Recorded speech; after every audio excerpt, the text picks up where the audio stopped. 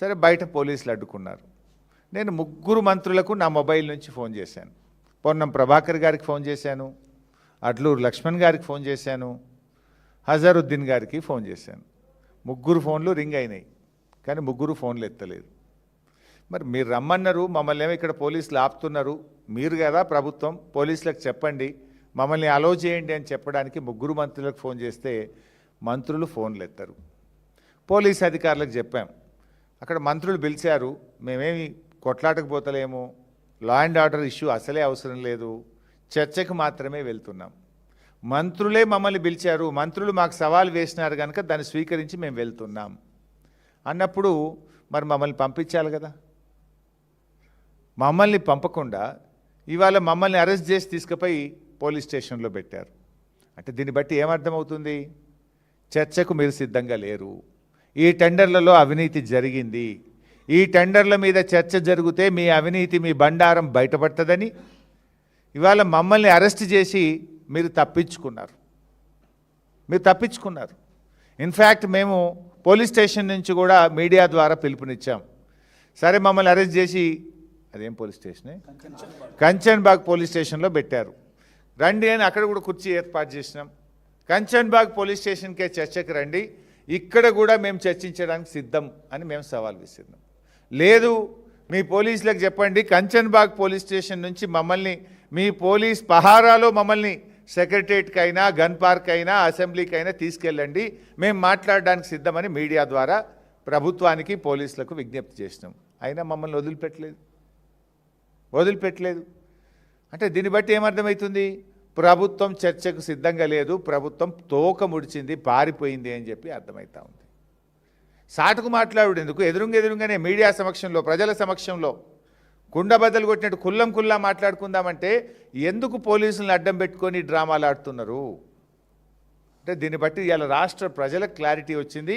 ఈ ప్రభుత్వం అవినీతికి పాల్పడ్డది కనుకనే, ఈ ప్రభుత్వం చర్చకు సిద్ధంగా లేదు కనుకనే పోలీసులను అడ్డం పెట్టుకొని చర్చ జరగకుండా చేసింది అనేటువంటి విషయం ఇవాళ రాష్ట్ర ప్రజలకు అర్థమైంది. ఇవాళ లక్ష్మణ్ గారు ఒక మాట అన్నారు, మొన్న ఒక మాట అన్నారు, వారం కింద, 2 రోజుల కింద ఒక మాట అన్నారు, ఇవాళ ఒక మాట అన్నారు. సరే, మీలాగా ఆనాడు కాళేశ్వరం ప్రాజెక్టులో జరిగిన పనే 84,000 కోట్లు, 1,00,000 కోట్ల అవినీతి జరిగింది అని మీరు ఆ రోజు మా మీద బురద జల్లారు. ఎన్నికల ముందు లబ్ధి పొందారు. మీరు ఖర్చు పెట్టింది 84,000 అయితే 1,00,000 కోట్ల అవినీతి జరిగిందని ఆ రోజుల్లో మా మీద ఎంత బురద జల్లారో రాష్ట్ర ప్రజలందరికీ తెలుసు. మేము అట్లా బురద జల్లే రాజకీయాలకు మేము చేయదలుచుకోలేదు, చేయము కూడా. ఇవాళ లక్ష్మణ్ గారు ముందేమన్నారు? లేలే, ఈ టెండరే 600 కోట్లదే అన్నారు. మళ్ళీ అదే లక్ష్మణ్ గారు నాలుక గరుచుకొని ఒక వారం తర్వాత లేలే ఇది 1150, 1200 కోట్లు అన్నారు. మేమన్నాం 2,000 కోట్ల రూపాయల టెండర్లు జరుగుతున్నాయి, దీంట్లో అవకతవకలు జరిగినాయి, దీంట్లో స్కామ్ జరిగింది అని మేమన్నాం. ఒకసారి లక్ష్మణ్ గారి వీడియో చూద్దాం. 683.78 లక్షలకి టెండర్ 683.78 లక్షలకి టెండర్ పిలవడం జరిగింది. ఆ నిబంధనలకు అనుగుణంగానే టెండర్ ఫైనల్ చేసి వారికి ఇవ్వడం జరిగింది. హరీష్ రావు ఒక కామెంట్ చేశారు, తన దగ్గర ఆధారాలు ముఖ్యంగా టెండర్లు సుమారుగా 2,000 కోట్ల వరకు అవినీతి జరిగిందని చెప్పి హరీష్ రావు చెప్తారు. మీరు ఏమంటారు? టెండర్ వాల్యుయేషన్ ఎంతండి?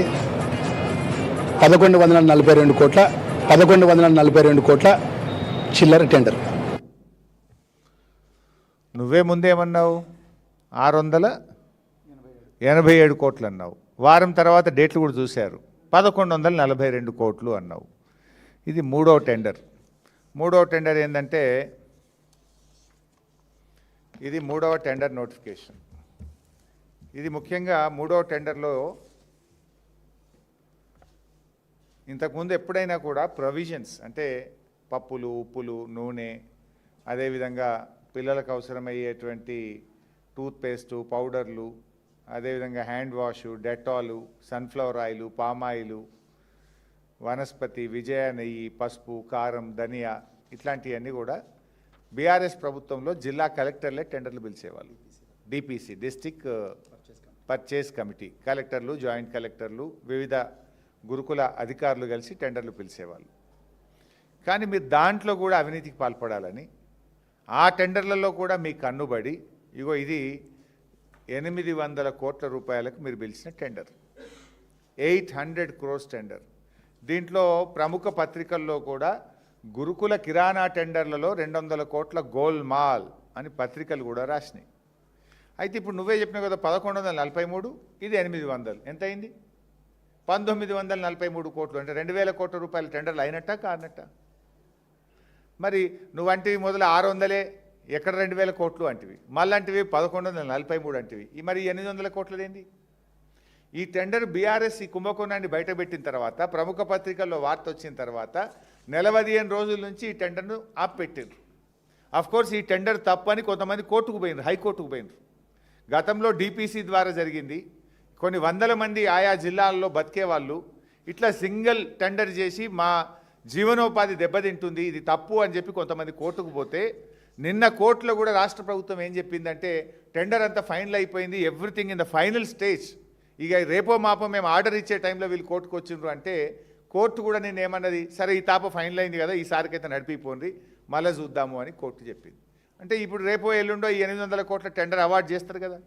1143 800 అంటే 1943 కోట్ల టెండరా కాదా? అంటే మంత్రులు మరి నిజంగా తెలిసి మాట్లాడుతుండ్రా, తెలియక మాట్లాడుతుండ్రా? 600 మీరే అంటారు, 1143 మీరే అంటారు, ఇప్పుడు 800 నేను చూపిస్తే 2000 కోట్లు బరాబరే కదా. మరి మొదటి నుంచి మేము చెప్పింది ఏంది? ఈ 2000 కోట్ల టెండర్లలో అవినీతి జరుగుతూ ఉంది.